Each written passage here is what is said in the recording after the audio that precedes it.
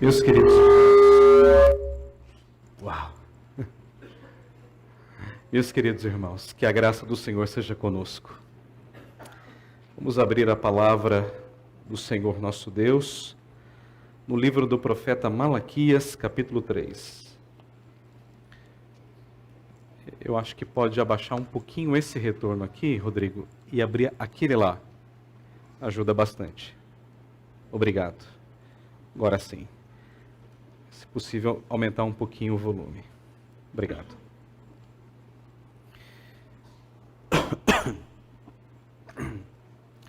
Malaquias capítulo 3, do verso 7 até o verso 12. Assim diz a palavra inspirada, inerrante e fiel do nosso Deus. Desde os dias de vossos pais, vos desviastes dos meus estatutos e não os guardastes.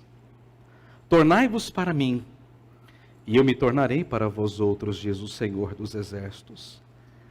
Mas vós dizeis, em que havemos de tornar? Roubará o homem a Deus? Todavia vós me roubais e dizeis, em que te roubamos? Nos dízimos e nas ofertas. Com maldição sois amaldiçoados, porque a mim me roubais vós, a nação toda. Trazei todos os dízimos à casa do tesouro, para que haja mantimento na minha casa. E provai-me nisto, diz o Senhor dos Exércitos, se eu não vos abrir as janelas do céu, e não derramar sobre vós bênção sem medida. Por vossa causa repreenderei o devorador, para que não vos consuma o fruto da terra.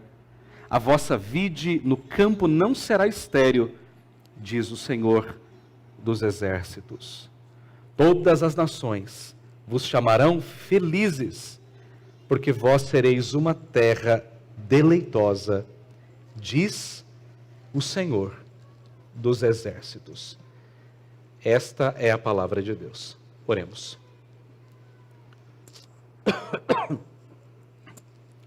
Bom Deus e Pai, nós estamos diante da Tua palavra, crendo que ela é a nossa única regra de fé e prática.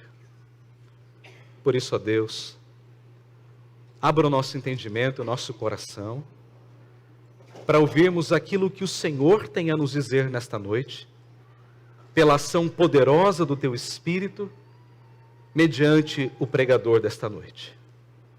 Que ele seja um instrumento nas Tuas mãos, para exortar, para consolar, para encorajar a Tua igreja. Abençoa, Senhor, cada um de nós aqui nesta noite. Como disse Davi, que as palavras dos meus lábios e o meditar do meu coração sejam agradáveis na Tua presença. Em nome de Jesus. Amém. Meus irmãos, o tema da mensagem nesta noite, dízimos e ofertas como expressão da nossa aliança com Deus. Esse é o tema que está na parte interna do seu boletim, você pode acompanhar a estrutura da mensagem, os pontos principais. Dízimos e ofertas, uma expressão da nossa aliança com Deus. Aliança é a palavra que define o livro do profeta Malaquias. Aliança é a palavra que define a mensagem desta noite. E por que aliança? Por que aliança? Porque a Bíblia diz que Deus, quando Ele criou todas as coisas, Ele fez uma aliança.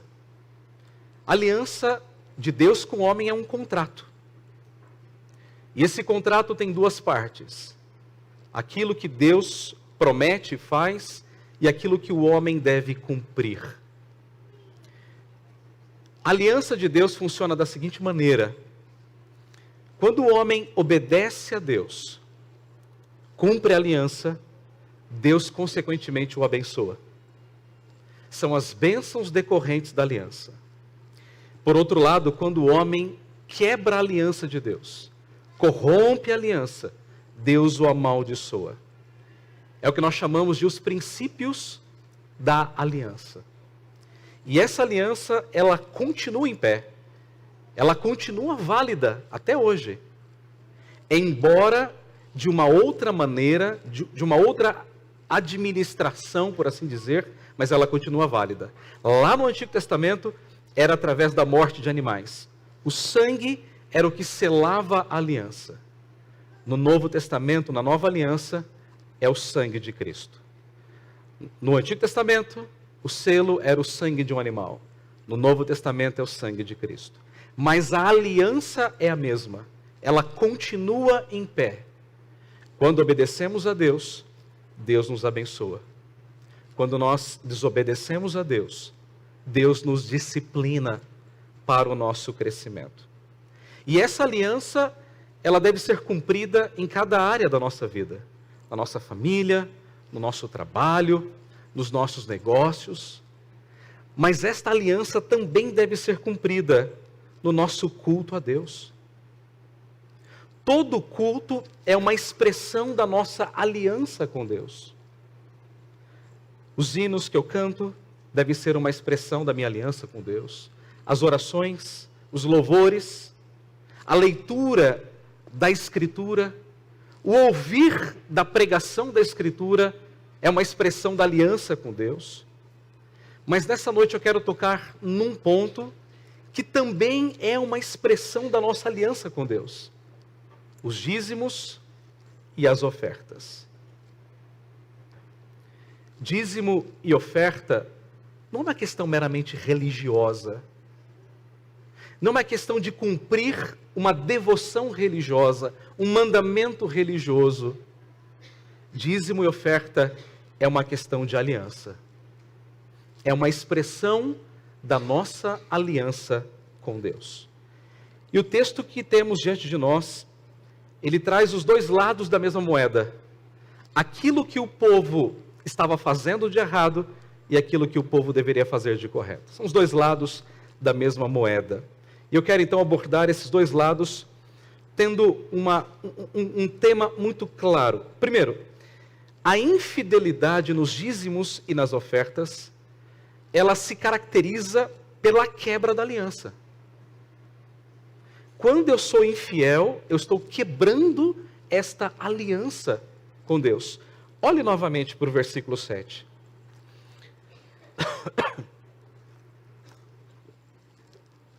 Desde os dias de vossos pais, quer dizer, desde a antiguidade, vos desviastes dos meus estatutos e não os guardastes. Quer dizer, vocês estão quebrando a aliança. Vocês sempre quebraram a aliança. Então Deus diz: tornai-vos para mim, e eu me tornarei para vós outros, diz o Senhor dos Exércitos. O grande problema, irmãos, do povo de Deus, sempre foi, na verdade, a quebra da aliança. Sempre. E esse é o ponto que está em jogo aqui, a quebra da aliança. Adão e Eva quebraram a aliança com Deus lá no Éden. Depois, Deus fez aliança com Noé, mas ela foi quebrada pela raça humana, os descendentes de Noé. Deus fez aliança com Abraão, mas o povo ainda assim quebrou a sua aliança. Deus então fez aliança com Moisés, e Deus mostrou os termos dessa aliança, e o povo continuou quebrando a aliança. Então o que a gente vê é sempre o povo quebrando a aliança. É claro, há momentos em que o povo guarda a aliança, preserva a aliança, mas na maioria dos momentos, o que a gente vê é a quebra da aliança. Um pecado atrás do outro. Na época dos juízes, isso era muito claro. O povo pecava contra Deus, Deus mandava um povo pagão, vinha e trazia tristeza sobre o povo de Deus, escravidão. Então o povo clamava, Deus mandava um libertador, eles passavam um tempo tranquilo, depois novamente eles voltavam a pecar, e aquilo era um ciclo, era uma espiral descendente de pecado, momentos de fidelidade e momentos de quebra da aliança. Mas aqui nos dias do profeta Malaquias, o que eles estavam quebrando exatamente era o culto a Deus. Eles estavam pervertendo o culto. Eles voltaram do cativeiro babilônico, passaram-se 100 anos, e eles não aprenderam a lição, eles estão corrompendo o culto. O culto era um culto imundo, frio, mecânico, vazio, ritualista. Os irmãos se lembram. O povo tinha que levar o melhor para Deus, o melhor sacrifício, o melhor cordeiro. Mas o que eles levavam para Deus? Um cordeiro cego, manco, enfermo, dilacerado, quase morto. O sacerdote que deveria examinar isso e dizer, não, peraí, isso está errado. Volta para casa e traz uma outra oferta. Eles iam, ok, tudo bem. Inclusive o Guilherme pregou sexta-feira sobre isso lá no seminário e foi aprovado. E disse muito bem, existia um conluio entre os sacerdotes e o povo. Porque eles ofereciam o que queriam e os sacerdotes diziam, ok, está tudo bem. Então, eles estão quebrando a aliança com Deus por meio do seu culto. O culto era um culto extremamente corrompido. Eles deveriam fazer o melhor para Deus, mas eles faziam justamente o pior. Então, é nesse cenário que Deus levanta o profeta Malaquias para dizer, peraí, olha o culto que vocês estão prestando a mim. Olha o que vocês estão trazendo diante do meu altar, pão imundo, oferta ruim, dilacerada, o pior do rebanho. Esse era o culto prestado nos dias de Malaquias. Então Deus agora olha para o povo e chama o povo ao arrependimento. Veja como o texto começa. Tornai-vos, aliás, metade do verso 7. Tornai-vos para mim. Quer dizer, voltem. O tornar aqui é voltar atrás. Arrependam-se. Voltem a me buscar. Voltem a prestar o melhor culto a mim. Mas, irmãos, o povo era tão cínico, e tão cínico, que eles dizem assim para Deus, ok, mas tornar no quê? Em que havemos de tornar? Final do verso 7. Em que havemos de mudar? É como se eles estivessem dizendo assim para Deus, do que a gente tem que se arrepender? Sabe, quando você tem filho pequeno, você fala assim para o filho, menino, para agora. Aí ele fala assim, mas parar de fazer o quê, pai? Ele é cínico, não é? Não é irônico? Mas parar de fazer o quê? Você fala, o que você está fazendo? Mas o que, pai? É isso que você está fazendo. O povo aqui era um povo quase que uma criança cínica diante de Deus. Deus dizendo, arrependam-se. E o povo dizendo, mas em que, Senhor, havemos de tornar? Do que temos que nos arrepender? Uma resposta hipócrita, deslavada, vergonhosa, como se Deus não conhecesse o coração, como se Deus fosse um igual a eles, um menino. Ok, está tudo bem. Não. Meus irmãos, havia muitas coisas que o povo deveria mudar na sua vida, muitas coisas. Mas aqui, Deus toca num ponto que é nevrálgico. Deus toca num ponto onde eles estavam quebrando de maneira deliberada. Veja o que diz o texto, verso de número 8. Roubará o homem a Deus? A pergunta do próprio Deus. Roubará o homem a Deus? Deus diz, todavia, vós me roubais e dizeis, que te roubamos? Senhor, no quê? Percebe o cinismo do povo? Aí Deus fala, ok, vocês querem uma resposta? Eu vou dar a resposta. Nos dízimos e nas ofertas. Se você notar, a palavra, o verbo roubar aparece 4 vezes. Veja lá, verso 8, roubará, todavia vós me roubais, em que te roubamos. E o verso 9, com a maldição sois amaldiçoados, porque a mim me roubais. Quer dizer, então isso é significativo. O povo estava literalmente roubando a Deus. Mas roubar aqui não é como pegar alguma coisa escondida assim de alguém, é como um ladrão que rouba um par de sapatos na calada da noite. Não é isso. Roubar aqui, traduzido literalmente do hebraico, significa roubar com violência. É alguém que briga, sabe o que está fazendo, faz deliberadamente, sabe o preço que vai pagar e mesmo assim rouba. E era isso que o povo estava praticando, roubando a Deus nos dízimos e nas ofertas. Esse é o pecado que o profeta está apontando aqui. Roubar a Deus nos dízimos e nas ofertas. Nós sabemos que o povo deveria entregar a Deus 10%, esse era o parâmetro, né?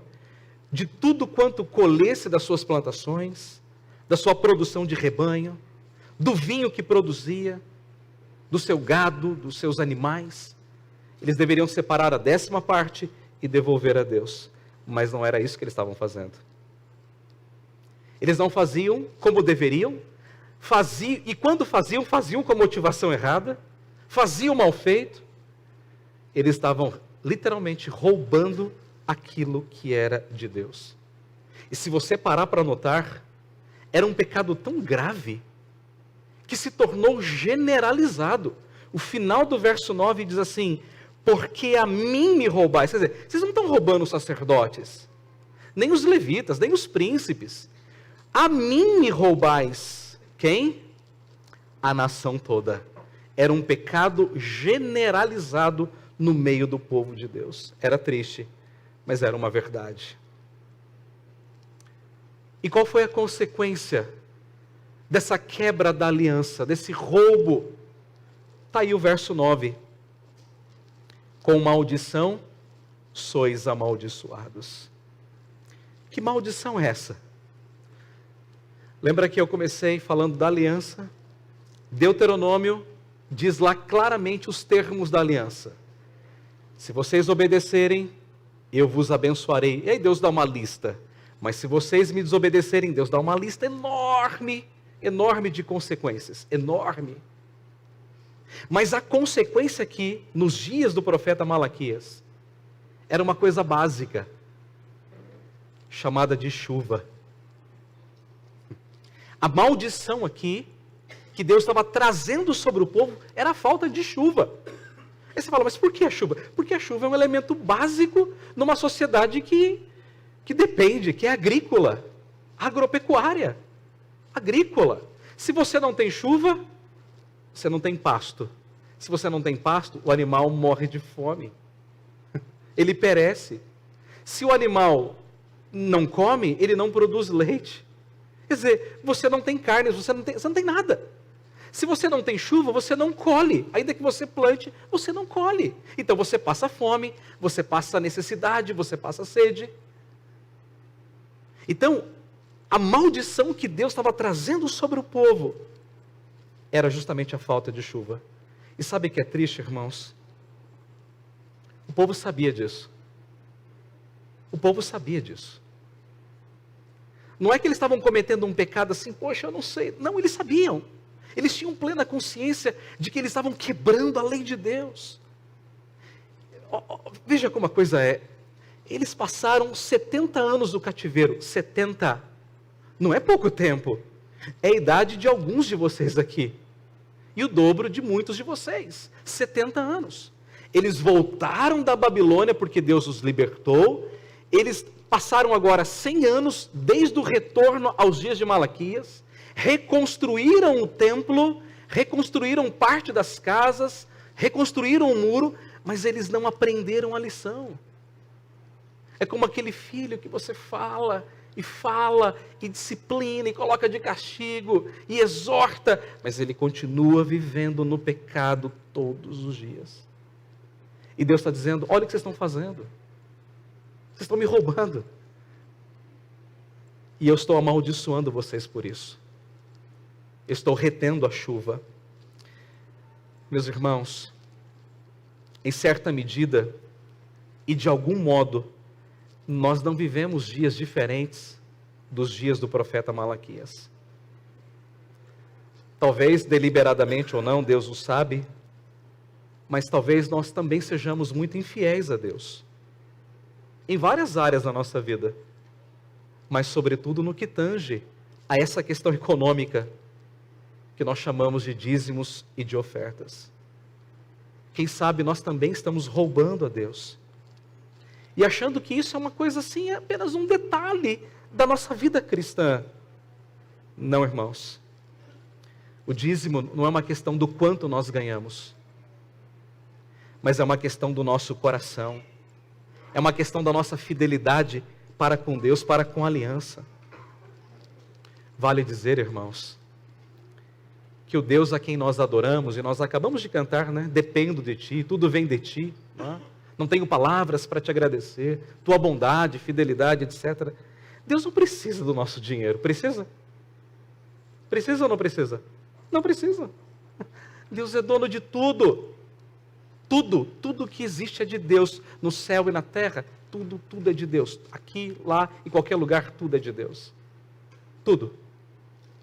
Mas a pergunta então, o que Deus requer de nós? Deus quer a nossa fidelidade. Deus quer a nossa fidelidade. No nosso lar, no nosso trabalho, no nosso culto e também na entrega dos nossos dízimos e das nossas ofertas. Como é que um filho pode esperar que o pai o abençoe e o encha de presentes se ele não obedece ao seu pai? Se ele é rebelde, desobediente em todo o tempo? Como é que nós podemos esperar que Deus nos abençoe quando nós quebramos a sua aliança de maneira deliberada? Nós sabemos disso.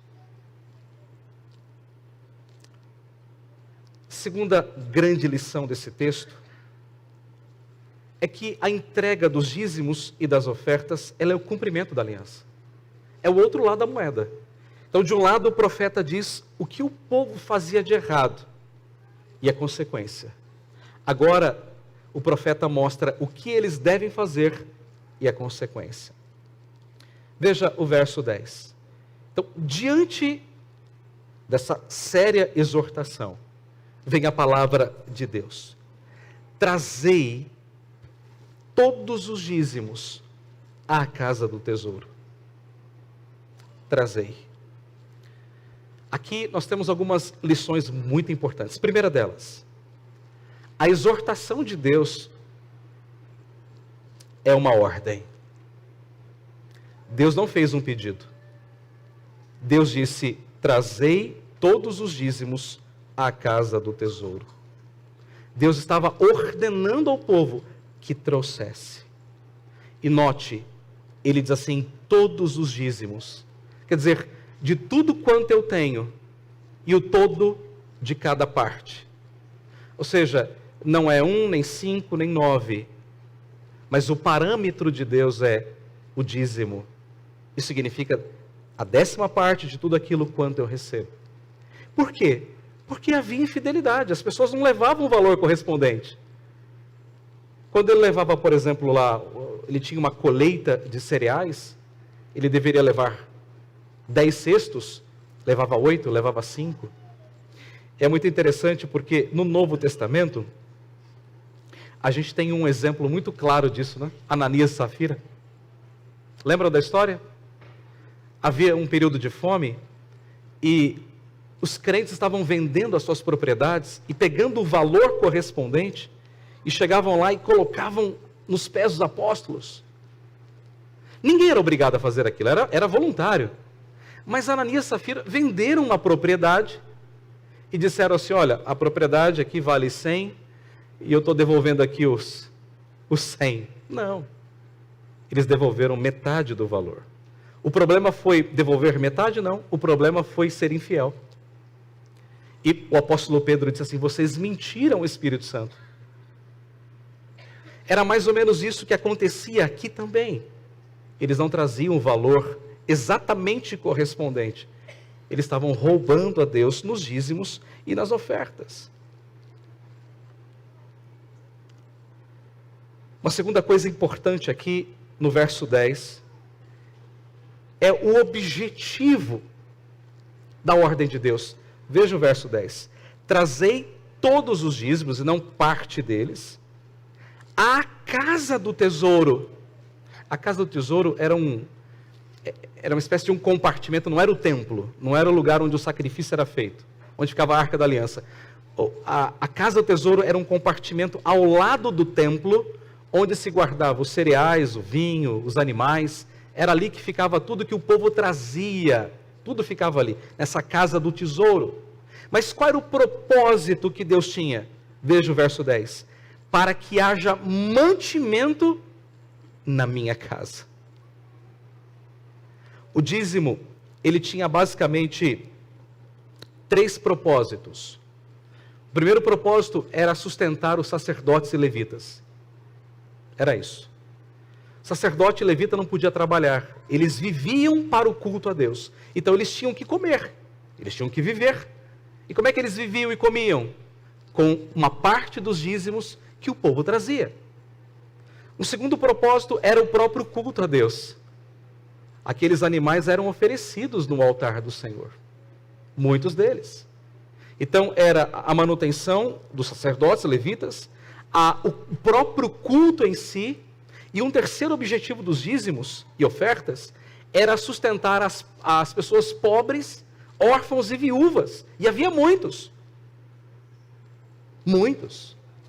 Então note, o dízimo sustentava o culto, aqueles que organizavam o culto, que prestavam o culto, e as pessoas pobres da comunidade. Então os dízimos tinham que ser levados à casa do tesouro, para que o culto a Deus fosse mantido. É claro que a gente não pode simplesmente fazer uma transição disso para a igreja hoje. Isso não é possível. Mas em certa medida sim. Porque qual é a função dos nossos dízimos e ofertas na igreja? Não é sustentar o culto? Água, luz e toda a estrutura da igreja, tudo que a igreja usa, vem da onde? Vem dos nossos recursos. Deus não tem um elevador que vem do céu com pacotes de dinheiro semanalmente. Tudo bem que tem igreja que manda por helicóptero, né? Sai da igreja e vai para o céu. Mas aqui não é o contrário. Não é assim que as coisas funcionam. Como é que a gente mantém os ministros, pastores, evangelistas, missionários? Com que dinheiro? Com o dinheiro do nosso dízimo. O governo não coloca um centavo aqui, é o contrário. Ele tira, se ele puder, ele tira. E a gente sabe disso, né? Existem aí vários projetos de lei para taxar a igreja, porque a igreja não paga imposto no nosso país. Mas eles querem taxar as igrejas, a todo custo. Partido político, a igreja não paga imposto, não paga. Mas eles querem, de alguma maneira, taxar as igrejas. Então perceba que o dízimo, ele tem essa função prática, ele mantém a estrutura da igreja, ele mantém o culto, ele mantém aqueles que prestam, que servem a Deus, ministros, evangelistas, missionários. Mas o dízimo também, irmãos, abençoa pessoas pobres da igreja, pessoas carentes, irmãos que não têm condições. O grande teólogo João Calvino disse certa vez que é inadmissível no corpo de Cristo que haja um crente passando necessidade. Ele não está falando de luxo, ele está falando de necessidade, de comida. E Calvino, ele foi ao ponto de dizer que, se preciso for, que se vendam os elementos da ceia, não o pão e o vinho, mas os cálices, as bandejas, naqueles dias eram coisas de ouro, de prata, eram coisas caras. Então Calvino dizia que se venda tudo para que as pessoas pobres sejam supridas, porque é inadmissível numa comunidade que diz que se ama ter pessoas passando fome. Então, irmãos, dízimo não é um luxo, não é para sustentar luxo. Dízimo é para manter o reino de Deus. Esse é o objetivo. Eu sei, é verdade, tem muita distorção, eu sei disso tudo. Tem igreja que o membro dá e a gente não sabe para onde vai o dinheiro. A gente sabe disso tudo. A gente sabe nessas igrejas midiáticas, os pastores andam, tem jatinhos particulares, casas enormes em lugares famosos do Brasil. A gente sabe disso tudo. Mas essa não é a nossa realidade aqui. A nossa realidade é uma realidade de seriedade à luz da palavra. Nós somos dizimistas porque nós amamos o reino de Deus. Quando eu dou meu dízimo, eu não estou dando dízimo para pastor, nem para o conselho. Eu estou dando meu dízimo para o reino de Deus. O conselho vai administrar, é verdade, mas é para o reino de Deus. A terceira lição aqui ainda é que nessa exortação, Deus faz um desafio. Olha o que o texto diz, isso aqui para mim é muito forte. E provai-me nisto, diz quem, irmãos? O Senhor dos Exércitos. Deus manda colocá-lo à prova. Você sabe quantas vezes essa expressão provai-me nisto na Bíblia? 2. Somente 2 vezes.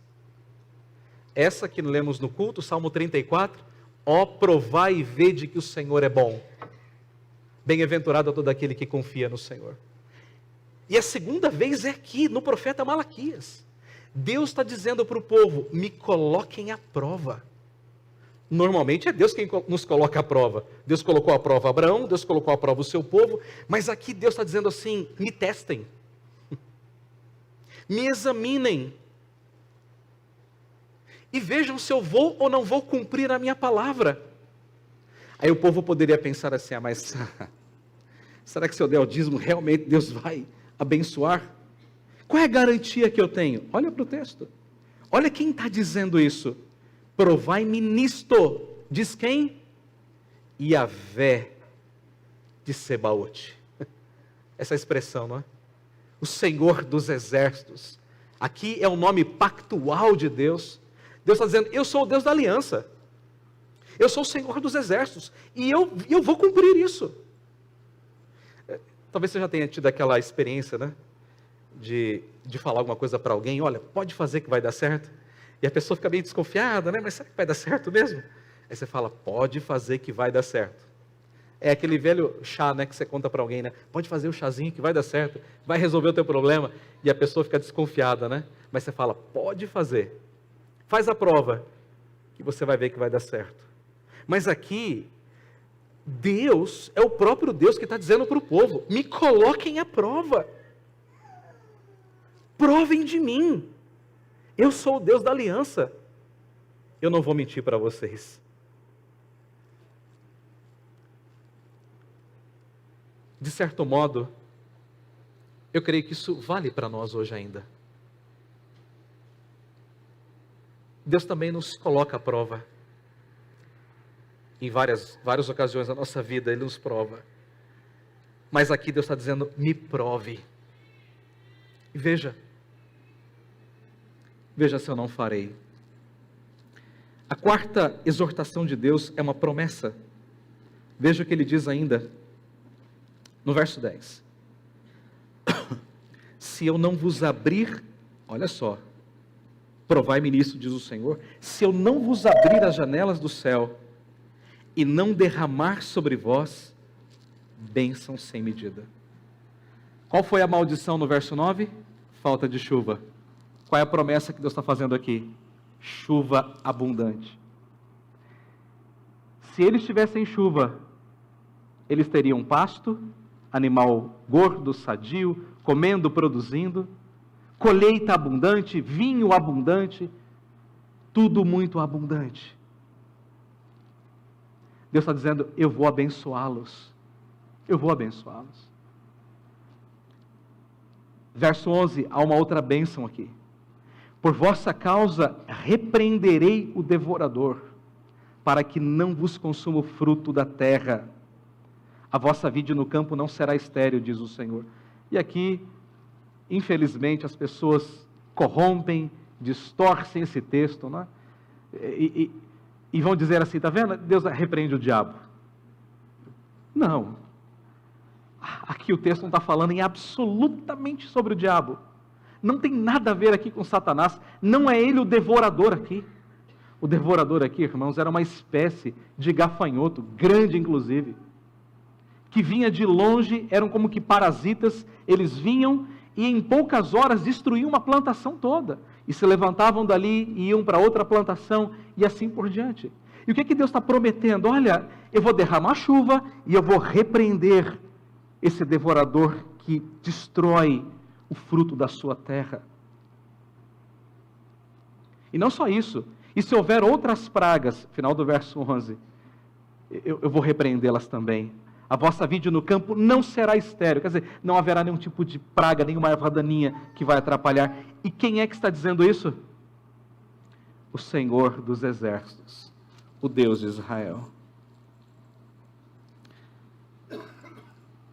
quinta lição, aqui ainda, envolve um reconhecimento. Verso 12. Todas as nações, quer dizer, as nações ao redor, vos chamarão felizes, porque vós sereis uma terra deleitosa, diz o Senhor dos Exércitos. O povo em volta vai perceber a bênção do Senhor e vai dizer: veja que povo feliz, veja que povo abençoado. É mais ou menos o que diz o Salmo 128, não é?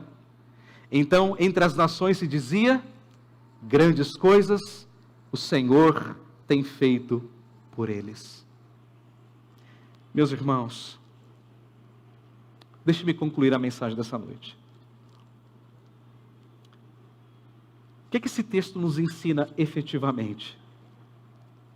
Que o nosso culto é uma expressão da nossa aliança com Deus. É uma expressão. Tudo aquilo que nós fazemos do culto está expressando essa aliança. Quando eu oro, quando eu leio a palavra, quando eu ouço a palavra, quando eu participo da ceia, quando eu entrego os meus dízimos e as minhas ofertas, eu estou expressando a minha aliança com Deus. E por que Deus tocou nesse ponto? Deus poderia ter passado em branco aqui, não é? Nem ter tocado nesse assunto, mas Deus tocou. Por quê? Porque o dízimo e a oferta não é uma questão financeira. Esse é o ponto. É uma questão do coração. Deixe-me trazer 3 pensamentos finais. Primeiro, dízimo e oferta deve ser algo que nós fazemos voluntariamente, com alegria no nosso coração. Não adianta eu ser religioso e entregar pontualmente o meu dízimo, se lá no meu coração isso é um peso. Deus vai aceitar? Não, não vai. Ainda que externamente eu esteja correto, mas o meu coração não tem a motivação correta. Sabe por quê? Porque lá no livro, na segunda carta de Paulo aos Coríntios, capítulo 9, embora ali seja um outro contexto, mas o princípio é o mesmo, o apóstolo Paulo fala: porque Deus ama quem faz o quê, irmãos? Quem dá com alegria. Então, dízimo e oferta não pode ser um peso. Eu tenho que dar o meu dízimo. Não, eu vou dar o meu dízimo. Eu vou entregar, eu vou devolver o meu dízimo. Porque eu entendo que isso é uma alegria, é uma satisfação, não é um peso. Tudo na igreja, irmãos, é voluntário, tudo. Vocês cobram para cantar? Se cobrasse, a gente estaria no prejuízo, porque vocês cantaram ontem, né? Cantaram hoje, vão cantar sexta-feira que vem. Os diáconos aqui cobram para ficar aí na porta? Cobram não, voluntário. E os irmãos lá do som que trabalham, chegam cedo, cobram? Não, ninguém cobra. Pastor cobra para trabalhar? Também não. Eu sou voluntário aqui. Eu não tenho salário. Eu tenho uma ajuda. Tanto é que isso nem pode ser salário. É chamado de côngrua. Eu não sou CLTista. Eu não recebo por MEI. Eu recebo uma ajuda de custo para me manter dignamente, a minha e a minha família. Tudo na igreja é voluntário. A orquestra é voluntária? Também. Os nossos dízimos também são voluntários. Nunca vai ter ninguém lá na sua porta batendo assim: ó, você não deu seu dízimo hoje, hein? Não, não vai ter. Sabe por quê? Porque tudo aquilo que a gente faz tem que ser com alegria, tem que ser com voluntariedade no nosso coração. Segundo pensamento: o dízimo não é uma barganha com Deus. Eu acho que isso tem que ficar muito claro para nós. Não é uma barganha. Por quê? Porque o que a gente mais ouve, né? Fora do nosso arraial: olha, se você der, Deus vai te abençoar. Você não vai passar necessidade, você vai ser rico, você vai prosperar, você vai... Não é isso? Liga a sua televisão, num canal qualquer aí, duas da madrugada. A tarde do empresário, não é assim? Porque quando eu passei a ser dizimista, minha empresa decolou, agora eu estou andando de carro zero, eu construí a casa dos sonhos. Não, irmãos, isso é barganha com Deus. É barganha. Por que eu tenho que ser dizimista? Porque eu sou obediente a Deus. E se Deus quiser me abençoar, Ele vai me abençoar. Quando Ele quiser, como Ele quiser, do jeito que Ele... Deus vai porque Ele é Deus, ponto final. Agora, uma coisa eu sei. Deus nunca prometeu que eu vou ser rico. Não, nunca. Mas Deus prometeu que vai me sustentar nas minhas necessidades. Isso eu sei. Filipenses 4,19. E o meu Deus, segundo a sua riqueza em glória, há de vos sustentar em Cristo Jesus, segundo a sua glorioso poder. Então, o que Deus promete? O sustento. Mas Deus não nos promete prosperidade econômica, em nenhum lugar. No Novo Testamento, não. Porque no Novo Testamento, a prosperidade do crente não é material, é espiritual. Essa é a diferença. Então, eu devolvo o meu dízimo como expressão da minha adoração sincera, alegre, obediente, generosa. E se Deus quiser me abençoar, Ele vai me abençoar. Ponto. O terceiro pensamento que eu quero trazer. Nós temos que colocar os nossos dízimos e ofertas como prioridade na nossa vida. É interessante porque a Bíblia, ela usa um termo chamado de primícia. Primícia é aquilo que é primeiro, que é prioritário, que é prioridade. Eu poderia dar a vocês aqui pelo menos uma dúzia de versículos. Por exemplo, Abel entregou aquilo que eram as primícias do seu rebanho. Deus muitas vezes fala, então tragam as primícias da sua colheita, do seu rebanho. Quer dizer, traga a primeira parte, a prioridade. Sabe por que Deus fala isso? Porque o nosso coração é tão pecador, e o nosso coração é tão materialista, que a nossa tendência é resolver todas as nossas coisas. E então, se sobrar alguma coisa, eu devolvo a Deus. Está errado. O Senhor Jesus disse assim, buscai, pois, em primeiro lugar o seu reino e a sua justiça. Quer dizer, coloque o reino de Deus como prioridade. E eu acredito que dízimos e ofertas também deve ser uma prioridade na nossa vida. Sabe por quê? Porque isso revela o nosso coração. Quem eu amo primeiro? O meu Deus ou o meu ídolo? E uma última questão para a gente encerrar. Jesus, ele, embora a Bíblia não descreva que ele foi um dizimista, mas em dado momento ele disse assim, dai a César o que é de César, a Deus o que é de Deus, não é?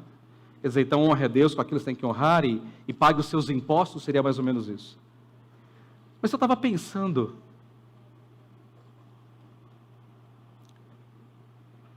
o que Jesus fez exatamente?